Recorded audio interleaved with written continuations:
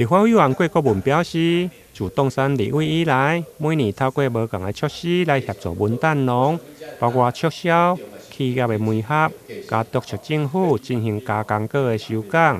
今年伫加工果的收港启动来，稳定了市场的价格以后，郭国文再次媒合在地工业区，向着小农甲老农来认购文旦。媒合的部分，过往我媒合过一些大企业，也媒合过南科。那今年比较不一样的是，我媒合在地的这个中小企业，就是以工业区为主了包括咱的中仑工业区，包括呢咱嘉义的工业区以及三雄工业区、甲关田工业区等做伙来替咱的农民来买这个文旦。那因为是媒合，所以不是促销，他们有足够的时间去选择他们的对象。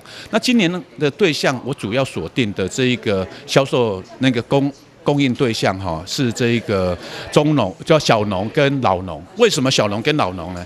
因为小农跟老农本身呢比较没有所谓的自有品牌跟自有通路。那没有自有品牌、自有通路，不代表他们品质不好，只是呢，他们有时候是碍于过去的这一个养成跟训练的差异，所以说呢，并没有这一部分自有的通路跟品牌。因此呢，透过这个平台媒合，让他们建立这一个彼此的一个社会关系跟连结。上午出席记者会，包括关田工业区厂商协进会，还有中仑工业区、安定、嘉义加三雄工业区的代表。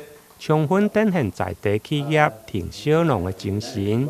在地企业挺在地农民，企业挺农民，企业挺农民。文旦做有名，一年送一届尔，所以一直拢有固定的客卡。所以委员都讲去照顾这个较无含企业连结这个小农，我想委员是真正有够用心，这嘛是一个重点啦。下当咱来推广，我相信讲大家行做伙来把这个文旦甲推广出去。后一波就是爱带来阮关田来推广林工啦。立委表示，去年因为白露离中秋只有3天，造成文旦的采收季甲中秋节相近，产销的压力大。不过今年却有40天的时间，会用个予企业来选买文旦作为中秋的礼品，创造送礼、收礼甲农民3赢的政策。台南新闻林根采访报道。